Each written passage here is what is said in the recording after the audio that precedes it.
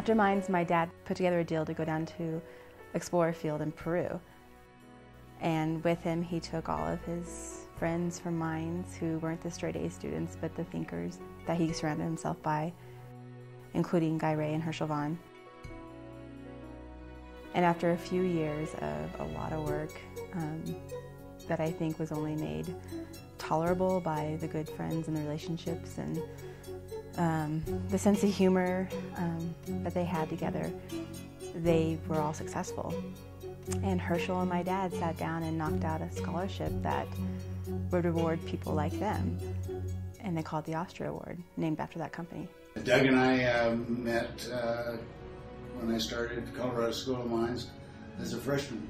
I met him that fall. We became good friends and remained good friends through our entire lives.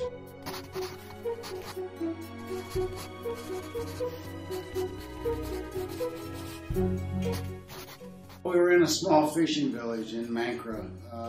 It's on the coast of northern Peru, just south of Ecuador. And we got together one night and just started talking about our luck and our diligence. We sat down over some beers and started talking about a scholarship that we could actually apply for. You know, coming out of mines, none of these guys had great grades, but yet down in Peru they were extremely successful, and they wanted to acknowledge that grades weren't the only indicator of success in a person, that there were a lot of things that go into what makes a person achieve in the world. In fact, for the awards, you have to demonstrate how you exhibit entrepreneurship, sarcasm, capitalism. That's why they put that in there. Douglas B. Tippie Award, which started out as the Austria Award, is important because it's an award that's not the typical type scholarship, but to me it's more the embodiment of the true mine spirit. There's a lot of tradition and excellence at the School of Mines, but a lot of times the scholarships are awarded based upon a person's grade point or financial need. But I think the Douglas B. Tippie Award is more related to the true spirit of how difficult it is to get through mines.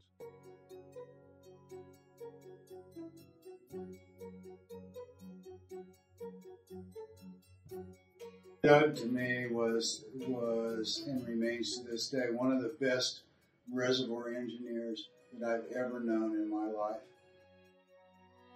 And he got a D from Dan Bass in reservoir engineering.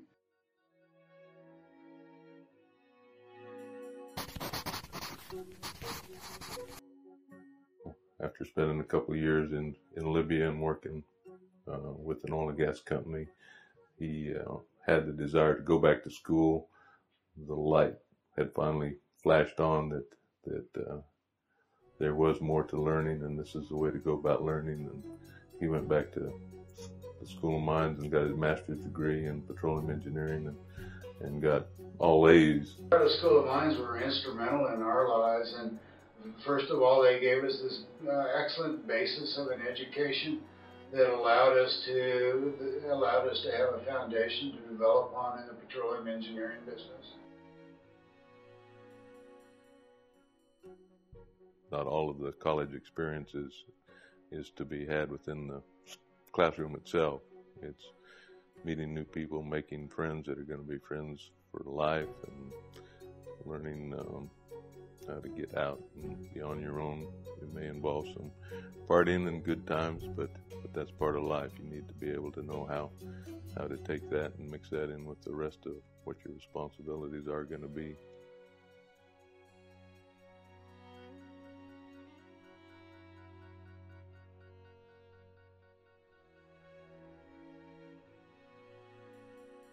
Scotch was my dad's favorite drink.